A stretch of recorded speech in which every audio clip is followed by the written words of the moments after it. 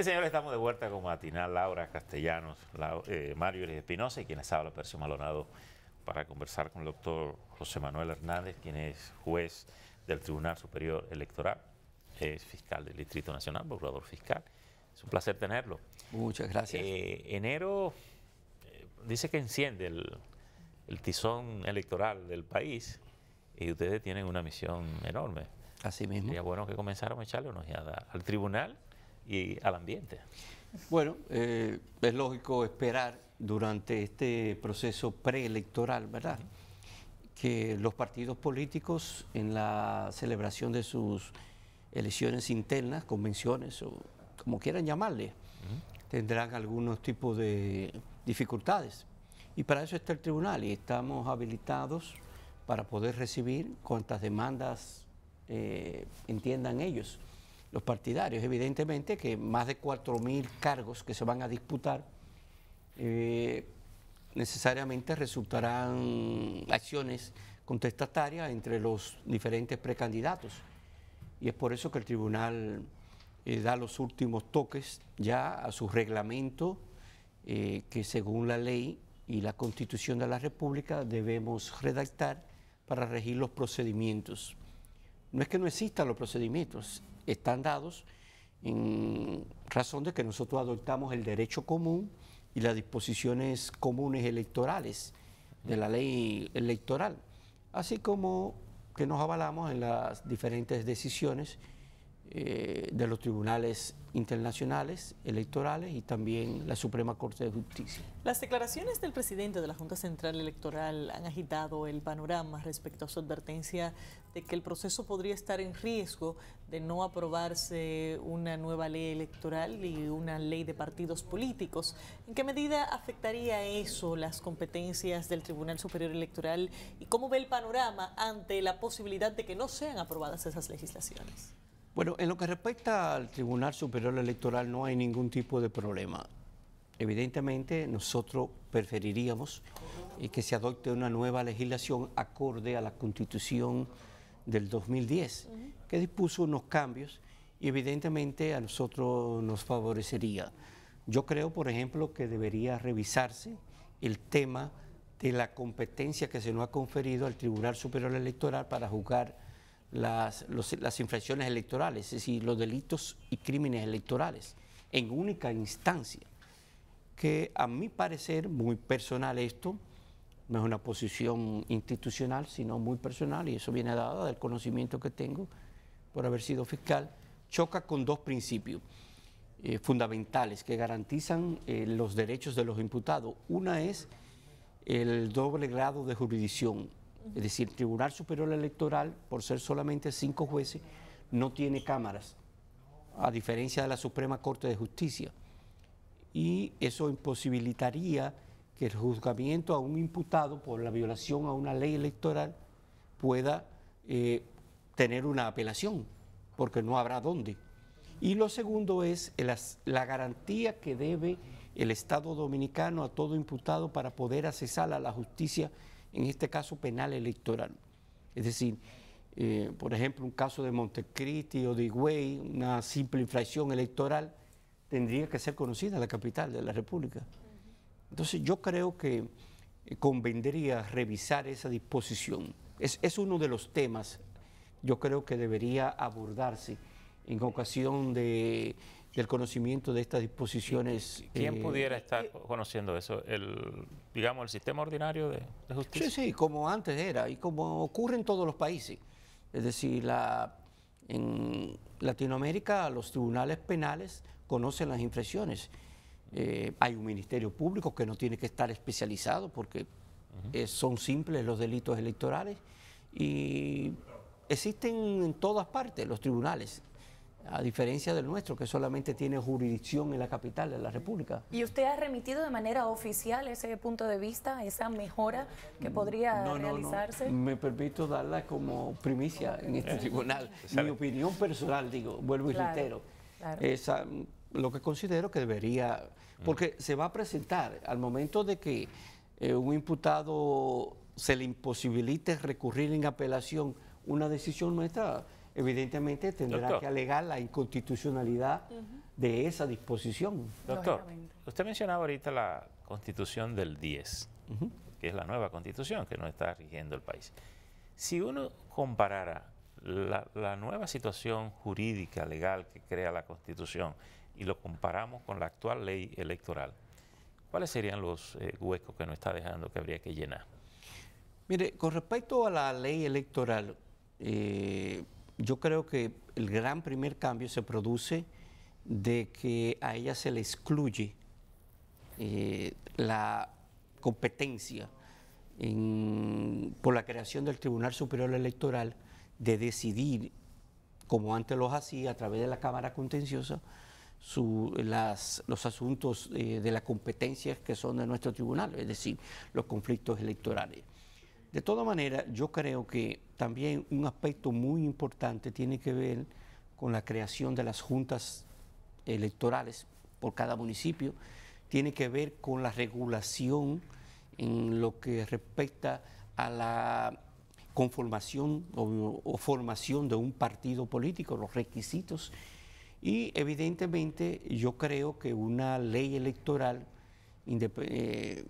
no sé si está contenida en la ley de partido político, pero lo que tiene que ver con la transparencia en la administración de los fondos públicos, la regulación de las campañas electorales, son temas que la nueva ley electoral tiene que abordarlo. Pero también hay uno muy importante y es si a la Junta Central Electoral se le va a dar competencia o no para en los procesos electorales internos, es decir, de los partidos políticos, poder actuar. ¿Hasta dónde puede actuar la Junta Central Electoral?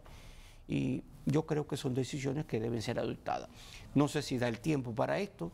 Evidentemente también la ley de partidos políticos ha estado discutiéndose durante muchos años, pero el país institucionalmente requiere de ambas disposiciones legislativas Ahora, actualizadas. Para alcanzar la transparencia, ¿se necesita una nueva ley o los partidos estarían obligados con las leyes vigentes del país Hay muchas cosas que han cambiado. Evidentemente, por ejemplo, el aspecto tecnológico. La manera de, por ejemplo, de cómo se aportan los fondos. Bueno, pero nosotros, ya esos serían aspectos de contabilidad más bien. No, no necesariamente. ¿No? Yo creo que hay que establecer, por ejemplo, las debidas sanciones a aquellos que violen esas disposiciones, las cuales todavía no están definidas. Pero bueno, no están definidas hacia los partidos, pero sí están definidas en las leyes a través de las cuales se dan esos fondos. Fíjese, la 122, la 127. Fíjese un caso, es decir, nosotros, y eso lo hablo por la experiencia de los demás países de Latinoamérica, cuando se permite el aporte estatal, se impide el aporte privado, o se permite una parte del aporte estatal y una parte controlada del aporte privado. Con respecto a los medios de comunicación, se regula. Las disposiciones legales que están vigentes no establecen acciones contundentes para que la Junta Central Electoral pueda actuar eficazmente cuando se presentan esas situaciones, ni tampoco que constituyan delitos o infracciones electorales la actuación violatoria de esas disposiciones. Entonces, yo creo que el país requiere ya en este momento una nueva ley electoral. Evidentemente, y de partidos políticos también. Magistrado. ¿Ambas estarían que estar juntas? No necesariamente, es decir, la Junta la ha presentado con de manera... Cuando digo juntas, ¿deben ser aprobadas al mismo tiempo o el país pudiera, digamos, resolver el tema de la ley electoral y discutir? Porque evidentemente la ley de partidos políticos depende más de un cierto consenso allí. Sí, lo que siempre se ha abogado por un código electoral, es decir, que todas las disposiciones... Que contenga a todos ahí. Bueno, pero evidentemente conocemos, ¿verdad?, por la realidad política dominicana, que se le está dando preferencia a la ley de partidos políticos, en lo que respecta básicamente a cómo los partidos van a seleccionar a sus candidatos. Magistrado, lo que quería preguntarle es que además del origen y uso de los recursos, también otro de los temas fundamentales es el de la duración de las campañas electorales. Me imagino que en su competencia, a mayor duración, mayores conflictos y mayores delitos electorales inclusive. ¿Cuál es su posición al respecto y qué tan urgente entiende que sería necesario regular esa parte y sobre todo luego velar por el cumplimiento? Porque normas hay, sí, lo que no se obtemperan. Así mismo es. Cuando vienen a visitarnos de otros países, preguntan si nosotros estamos en el periodo electoral, que debería comenzar ¡Qué pregunta! 3 meses antes dices, de tanta campaña en los medios de comunicación. Y a ver, ¿cuál es la respuesta? ¿Y usted qué le dice? Bueno, qué le pero dice? también están porque ellos no entienden cómo es que nosotros siempre estamos trabajando. Es decir, que el Tribunal Superior Electoral está inmerso siempre en conflictos electorales internos de los partidos. Pero lo cierto es, como usted lo dice, que tenemos una debilidad legislativa en el sentido de no del establecimiento del periodo y de lo que debe hacerse, sino de cómo perseguirse, cuáles acciones. Y yo creo que en ese sentido la nueva ley electoral es decir, las sanciones, el básicamente. sistema, robustece lo suficiente. Evidentemente, y también garantiza equidad y transparencia, que es lo importante, porque si los ciudadanos, en este caso militantes de un partido político, no tienen la oportunidad en igualdad de condiciones de participar, evidentemente podría eso convertirse en una violación a un derecho. Por ejemplo, en Brasil, recientemente nos estuvo visitando el presidente del Tribunal Superior Electoral de allá, se establece que solamente un mes previo al inicio de la campaña, del proceso electoral, es para que los partidos, sus militantes, puedan hacer campaña a lo interno. Y no se permite campaña en los medios de comunicación. Es decir, fíjese usted cómo son en otros países. Entonces, nosotros tenemos que evidentemente avanzar y se requiere nuevas disposiciones legislativas como la que está proponiendo la Junta Central Electoral. Magistrado, el Tribunal Superior Electoral, tanto en sus funciones a nivel institucional como en su composición, ha sido objeto de muchos ataques. En el mismo día de ayer, Luis Abinader condicionaba el éxito del sistema electoral a cambios en el tribunal. Varios de sus miembros han sido sometidos recientemente en el caso de Guido Gómez Mazara. ¿Cómo afecta todo esto la estabilidad y el trabajo del Tribunal Superior Electoral? Bueno, la estabilidad no la afecta. Evidentemente nosotros tenemos que entender que las contestaciones críticas son algo normales, y más en un país como el nuestro, en donde la actividad política a veces no tiene límites. Evidentemente debemos entender este tipo de actuaciones. Nosotros como tribunal estamos inmersos en el trabajo rutinario, y es preciso ahora hacer referencia a los datos que tenemos de la labor realizada durante el 2014. Por ejemplo, nosotros, no sé si el director ya tiene las gráficas que preparamos, en donde se establece la cantidad de sentencias que nosotros dictamos en tan solo un año. Por ejemplo, es el caso de las sesiones que celebramos los jueces del tribunal. 124 sesiones. Usted tiene ahí azul, rojo, verde y morado. ¿Qué significa cada...? Bueno, 37 sesiones administrativas. Es decir, como usted sabrá, el pleno del tribunal es el que decide todo lo referente a la vida civil de los ciudadanos. A todo lo que es designación, fijación de sueldo, políticas a trazar, y un tribunal de reciente instalación necesita un arduo trabajo, y en esas sesiones administrativas tratamos todos esos aspectos.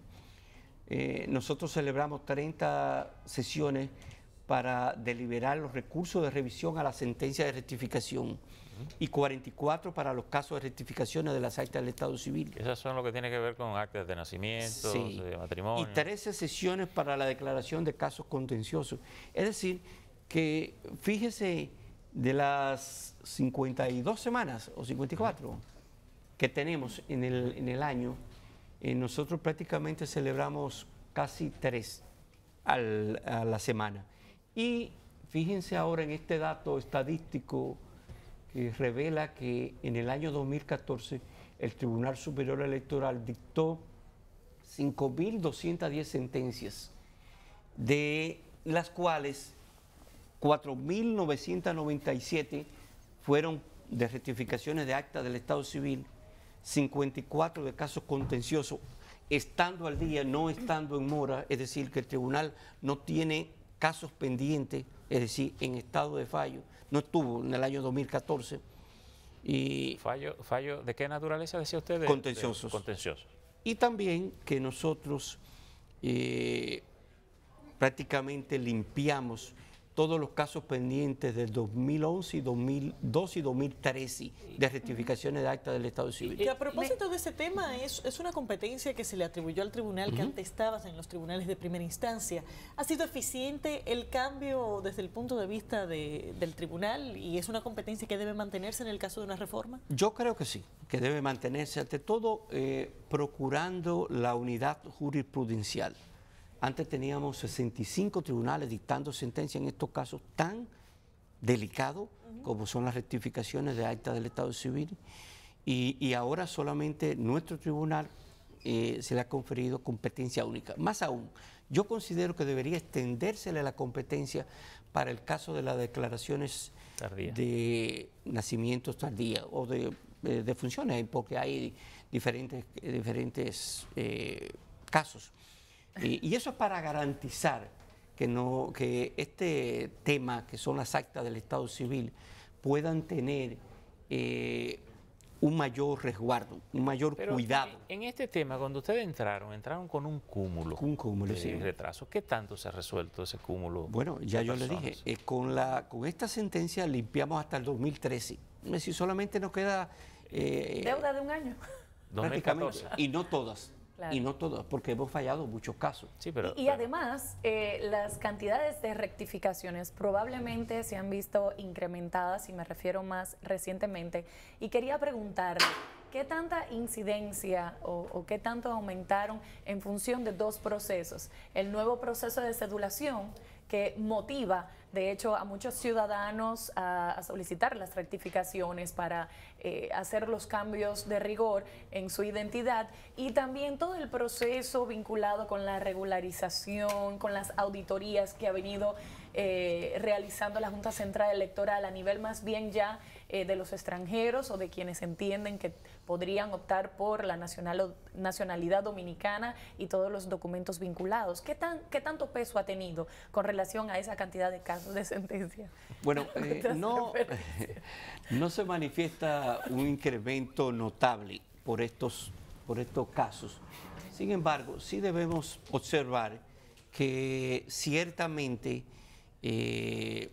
la selección muy rígida por parte de la Junta Central Electoral de los oficiales del Estado Civil en el sentido de su capacitación y los requisitos que se le establecen, cada vez hacen menos posible que puedan existir los errores que antes se